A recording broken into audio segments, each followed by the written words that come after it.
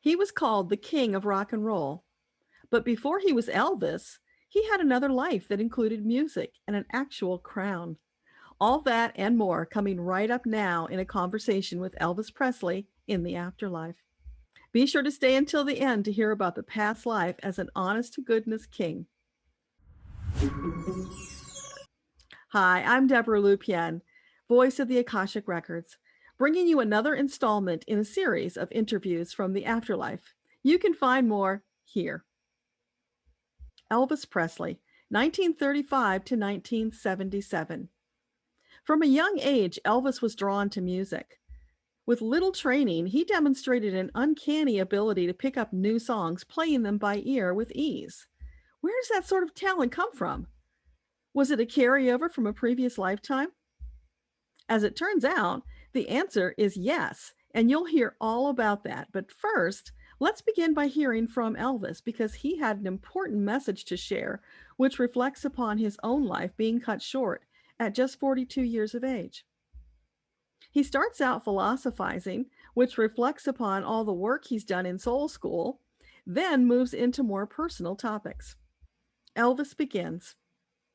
I want to say that life is a gift and should be treated as such. You never know when your tomorrows will end, so best pay attention each and every day to people, thoughts, and things that are important. Allow them space for consideration and reflection. How do you feel about each of them? Which would best be let go? Which might be better served with more time and attention? Just what is your intention in each instance? Make a journal or diary so that you can keep track and follow through. That follow through part is a big challenge. I learned all about that. I ask, can you elaborate? Elvis responds, sure. I got so much into my head I could barely see past the end of my nose. There were many people and things that fell away from lack of attention. If someone or something is important, then by golly, act like it. Don't run your life on autopilot. That makes you little more than a machine. You didn't come here to be a machine. Tune in. Feel your experiences. Don't numb yourself. Feelings are a means of measuring what's good and what's not. More of what's good, less of what's not. I interject. That's wise advice. Thank you. What's the most important thing you wish you'd known while you were still here to do something about it? Elvis continues. Slow down. Don't be in such a hurry. Appreciate the people and events. Don't rush through, barely taking time to breathe as you race to the next big thing. Probably that next big thing is right now. At least it can be. Don't let experiences slip through your hands like grains of sand. Hold on to them for a bit, see what they're about. See if you want to delve a little deeper, or if they aren't aligned, which you want to discard and eliminate from the hands you were dealt. I said, the hand you were dealt. That sounds like you might have been a card player. Elvis replies, oh, sure. I played my share of cards, euchre, pinochle, hearts, even gin rummy. What about poker or blackjack? I asked. You were around a lot of casinos. He replies, they're okay, I guess. I was more into the friendly games you could play with the guys to unwind. Nothing too serious. What else would you like to talk about, Elvis? There must be a reason you reached out. For sure, he affirms. It warms my heart that the people haven't forgotten me. Everyone likes to be remembered. I wish I'd made better choices about who to trust, though. I got sloppy when I was deep in my cups and left the door open for some unsavory types to move in. Once you hook up with them, they're nigh on impossible to get rid of. It felt like I just sunk deeper and deeper into a place of being disconnected or not caring much about anything or anyone. I can see now there was a long thread of depression that ran throughout my life. It was a gift that I got to live as long as I did. My poor brother never got that chance. Did you miss him a lot? I asked. Elvis muses. My mama talked about him a lot. I think my feelings got twisted up with hers, and I punished myself for not being a better person. In my mind, I built him up to sainthood. Funny, isn't it? He never got to do anything to be measured against. It always felt like he was there, an angel on my shoulder, sometimes cheering me on, others mocking me for being a screw up, not worthy of the gift he gave by sacrificing himself. I interjected, "You now understand that it was your guilt and ego, not Jesse, right?" He laughs. "Yeah, I tied myself up in knots for no good reason. You know, when I got here, Jesse and I were reunited. He was so happy to see me and only loving and supportive. None of the ill wishes I attributed to him all those years. We can tie ourselves up in knots over the stories we tell ourselves. What a colossal waste. I was brought up to work hard and live a quiet life. Joy wasn't a major ingredient in the recipe of life as prescribed by my mama. But I don't want you to get me wrong. I love my mama. She was only doing the best she could based on the way her parents raised her. I know better now, and I will remember so as I don't make the same mistakes all over again. You might say my life was one big screw up, but I did learn a lot from the experience. I had some good times and some bad times. I'll definitely have more good next trip around. Does that mean you haven't yet reincarnated? I asked. Yes, it does, he affirms. I'm not in a hurry. There was a devil of a lot to process. Besides, there were a lot of folks to catch up with over here. It's all good. I'm taking my time waiting for the right situation. Do you spend a lot of time with your mama and Jesse? I ask. Elvis replies, I did at the beginning, but not so much anymore. You see, there's a lot of reflection that happens after the initial catching up time. There's a whole boatload of choices, and I've been methodically going through them, taking my time now that I understand there's no rush. Heck, I've got eternity. I inquire, are you glad that you became a famous entertainer? Elvis shares, in all honesty, I have mixed feelings. On the one hand, I touched a lot of people's hearts. On the other, that came at great cost. If I had to do it over, I'd probably still choose music and singing, but I'd take better care of myself and my loved ones. All that head game stuff is such a waste. I'd definitely do that part differently. I'd also have more fun, not take myself so seriously. And I'd definitely let go of the self judgment. Stick a fork in it. I'm done. My, oh my, I drove myself crazy with all those feelings of inadequacy. Some of that was the pills and liquor, but not all. I was always looking over my shoulder, waiting for my good fortune to end. I didn't feel I deserved the accolades and adoring fans.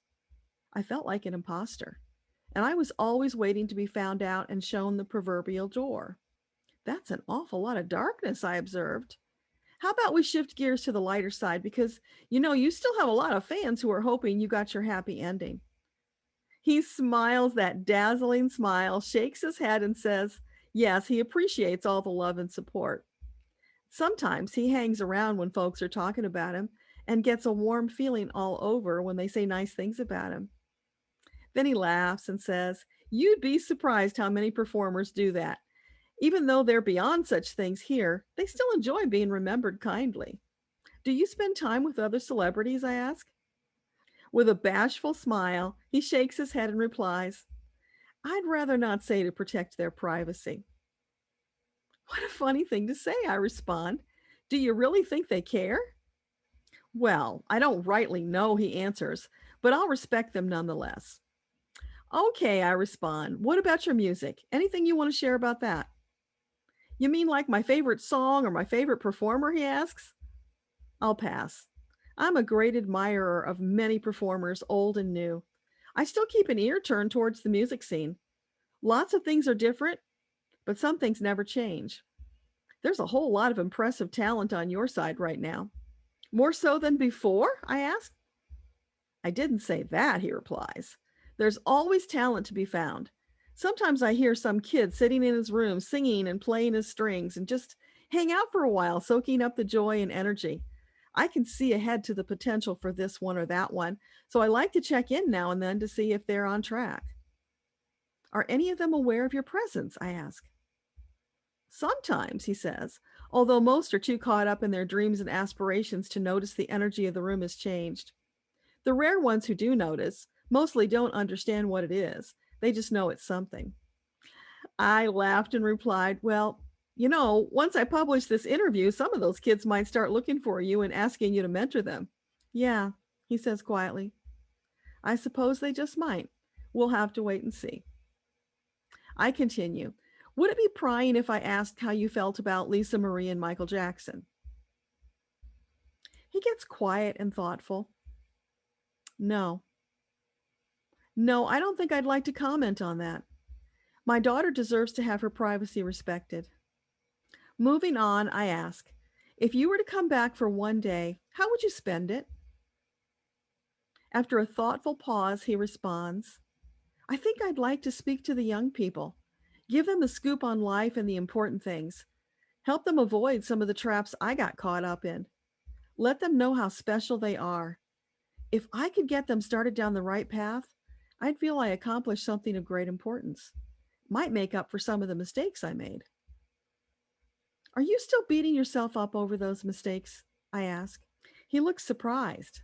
No, it's not that. I've forgiven myself and put the pieces into perspective.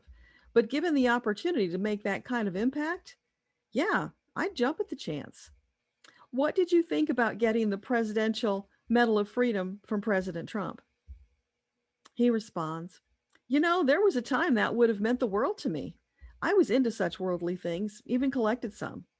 Not anymore. Besides, it was as plain as the nose on your face. That was all about him.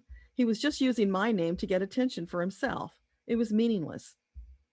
Do you regret turning everything over to Colonel Parker? You know, I can't say I regret it. Was it the best choice? Probably not, but at the time it's what I thought I needed. I didn't want to worry about all those details, and the Colonel arranged it so I didn't have to. And that's probably enough said on that subject. Okay, how about were you famous in a previous life? Were you a musician? Does that account for your talent with so little training? Well, that's downright astute of you, he said. Yes to both. It's a natural path for me, one I've walked more than once before. Sometimes I was well known, others less so, but it's my nature to perform. He didn't elaborate on his past lives. That's not where his attention is. After our conversation, I did some research in his records. Those details are coming up later. For now, on to the next question. Elvis, when you come back, will music be a big part of your life? What are your aspirations? What would you like to accomplish next time? He responds, music is like my life's breath. It will always be a part of my life. For the moment, I'm not focused on the next one. I'm still trying to tie up loose ends from the last one and figuring things out. Next time, I'd like to find a more balanced way of expressing my gifts because people, places, and things I mentioned earlier are important and shouldn't be left out of the equation. If your life were a cautionary tale, what would you advise for young aspiring entertainers? I asked. He replies, I'd counsel them to keep things in perspective, not get carried away thinking they're more special than the next person. Do what you love, but don't neglect the other parts of your life. Your work will be enhanced by living a well rounded life. You'll have more experiences and stories to draw upon. Life is meant to be lived with joy and deep satisfaction. You didn't come to suffer. The journey is about knowing better and doing better each time. Don't live a lopsided life because you will regret it. What do you think about all the conspiracy stories that you faked your death and all the reported Elvis sightings? He laughs. That's just wishful thinking. I guess it's sort of a compliment that people don't want to let go of my physical presence. But that ship has long ago sailed. Besides, if I were alive, there's no way I could hide out. That's just not my nature. Well, if you'll excuse me now, ma'am, I've got some things to attend to. It was nice talking to you, and I sure do appreciate you making the time. So long. With our interview concluded, I next turned to Elvis's Akashic records for information on a past life connection to music. What I found connected a lot of dots and was just all around marvelous. I'll get to those details in a moment. Meanwhile, a small request. Elvis has an important message to share. You can help by sharing on your social media so his message can reach all who need to hear it. If you could choose the next well known interviewee, who would it be?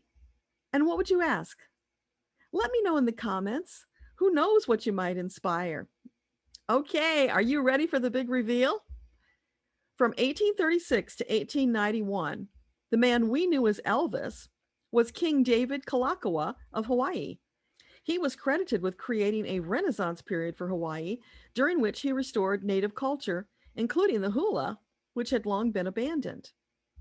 He was known as the Merry Monarch because of his flamboyant, fun loving nature. He wrote music, he sang, he played the ukulele, and he also built the royal palace, Iolani. With all of that, he still managed to travel the world, meeting with foreign dignitaries, including Queen Victoria, to promote commerce and grow the Hawaiian economy. There's a link in the description if you'd like to learn more about King Kalakaua. This puts a whole different spin on Elvis's movie Blue Hawaii, where he played the ukulele and sang. Did Elvis feel a connection while he was there? Having learned about this amazing past life, I just had to go back to Elvis and ask. So, Elvis, what can you tell me about your life as David Kalakaua? He threw back his head laughing and says, volumes. It was a great life, but it's over, and a whole lot has transpired since then. I ask, were you aware of your connection to Hawaii, especially while you were filming there? No, I can't rightly say that. I loved being there. It did feel like home, but I attributed that to it being such a welcoming society. My time there was memorable, and I would have loved to have stayed longer, but my schedule was pretty hectic in those days. It was a memory I held dear for the rest of my life. Near the end of your life, you studied spirituality. How about then? I asked. Did you get any glimpses of past lives? No, he began. By that time, my body and brain were pretty well worn out. The writing was on the wall. I could feel my time was limited, so it gave me a great deal of comfort to read about what might be next. But I can't say I connected with any past lives until I arrived over here, when all of the memories were available for review.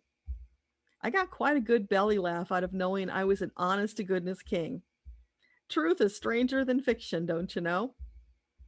All right, it was fun reminiscing with you, but I've got to get back to my present, and you should do the same. Goodbye, ma'am. Enjoy the rest of your life. And with that, he departed. If you've enjoyed this conversation, be sure that you subscribe and hit the bell notification so that you will be alerted the next time I upload a conversation from the afterlife. Thank you for watching. This is Debbra Lupien, voice of the Akashic Records. Bye for now.